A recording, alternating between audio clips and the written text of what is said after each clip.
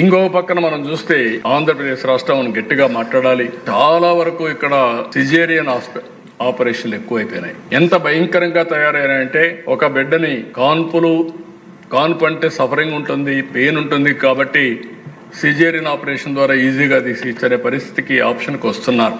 అదే సమయంలో రెండో బిడ్డను కూడా మళ్ళా సిజేరియన్ చేస్తున్నారు. కొంతమంది సిజేరియన్ చేసిన తర్వాత టుబెక్టమీ ఆపరేషన్, మగవాళ్ళు ఎవరు ఆపరేషన్ చేసుకోరు, మళ్ళీ మూడో ఆపరేషన్ అప్పుడే చేస్తున్నారు. అంటే మూడు కూడా సైమల్టేనియస్ గా చేసే దానివల్ల ఆడవాళ్ళ హెల్త్ కూడా దెబ్బతినే పరిస్థితి వస్తూ ఉంది.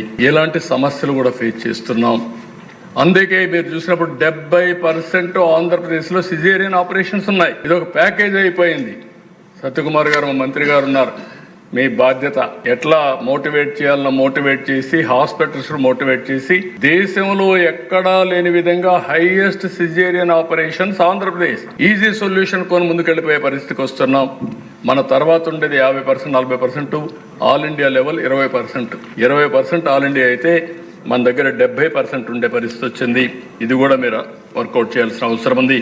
ఇంకో పక్కన మిడ్ వైఫ్స్ కింద Royal College of midwives England అంటే సేఫ్ డెలివరీకి వీళ్ళని ట్రైన్ చేయడం. సీనియర్ మన నర్సెస్ ఉంటారు, సీనియర్ నర్సెస్ కానీ 1.5 year కోర్స్ ఇది కూడా తయారు చేద్దాం. మళ్ళీ రివర్స్ చేయాల్సిన అవసరం ఉంది.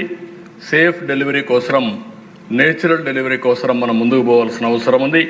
దానికి కూడా ముందుకు పోతామని చెప్పి కూడా నేను మీకు తెలియజేస్తున్నా. ఇంకొక పక్కన మీరు చూసినప్పుడు ఇవన్నీ కూడా బాల్య వివాహాలు కూడా, ఇది కూడా ఒక పెద్ద సమస్య. దీన్ని కూడా మనం టేకప్ చేయాల్సిన అవసరం ఉంది. ప్రజల్లో ఒక చైతన్యం కూడా తీసుకురావాలి. ఇది ఒక విధంగా చెప్పాలంటే నేరం అయినా కూడా మనకు తెలియకుండా జరుగుతున్నాయి.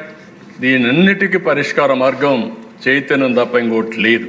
ఈరోజు గ్రీన్ ఎనర్జీ మీరు చూస్తే గ్లోబల్ వార్మింగ్ పెరిగింది. ఏదైతే గ్లోబల్ వార్మింగ్ పెరిగిన తర్వాత ప్యారిస్ లో అగ్రిమెంట్ కూడా చేశారు. దీని ప్రకారం మన ప్రధానమంత్రి గారు కూడా ఇండియా లీడ్ చేస్తామని ముందుకు వచ్చారు, ఒక హామీ ఇచ్చారు. దీని ప్రకారం మీరు చూసినప్పుడు solar, wind, pumped storage, hydel, ఇంకా ఉండే రెన్యూవబుల్, బయోఫ్యూయల్, ఇంకొక పక్కన బ్యాటరీ, ఇవన్నీ కూడా ఉపయోగించుకొని స్మార్ట్ గ్రిడ్ టెక్నాలజీస్ కూడా ఉపయోగించి ఏ విధంగా చేయగలుగుతాం, దీనికి ఒక ఎక్సర్సైజ్ చేస్తున్నాం. ఈ రోజు మీరు ఒకసారి చూస్తే నేను కొత్త 10 ప్రిన్సిపల్స్ పెట్టినప్పుడు ఒక ప్రిన్సిపల్ పెట్టాను, cost optimisation, energy and fuel అన్న. అంటే ఈ రోజు కరెంట్ అనేది ఇండ్లకు వాడుతున్నాం, ఇండస్ట్రీకి వాడుతున్నాం, ఇప్పుడిప్పుడే వాహనాలకు వాడుతున్నాం. పెట్రోల్ డీజిల్ ఉంది, పెట్రోల్ డీజిల్ పవర్ జనరేషన్ వాడుతున్నాం. ఒకసారి జనరేటర్లు పెట్టి, లేకపోతే మన కార్లకు, లారీలు, లేకుంటే మోటార్లు, ఇవన్నీ కూడా వాడే పరిస్థితికి వస్తున్నాం. ఏదైనా ఇంధనమే, ఏదైనా కన్వర్ట్ చేస్తే ఎంత వెసులుబాటు వస్తుంది, సమర్థవంతంగా ఉంటుంది అనేది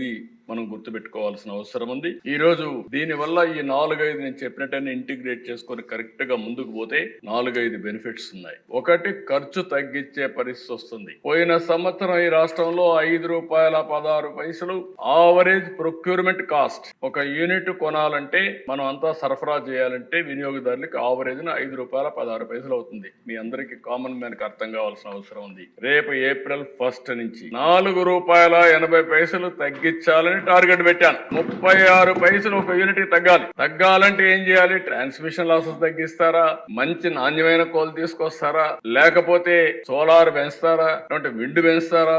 ఇవన్నీ చేసి 36 పైసలు ఈ సంవత్సరం తగ్గించాలి. నేను అందుకే ఎన్నోసార్లు చెప్పాను, నేను వస్తే తప్పకుండా మళ్ళీ కరెంటు ఛార్జీలు పెంచనని చాలా స్పష్టంగా చెప్పాను. ఇది వీలో పెట్టుకుని చెప్పాను.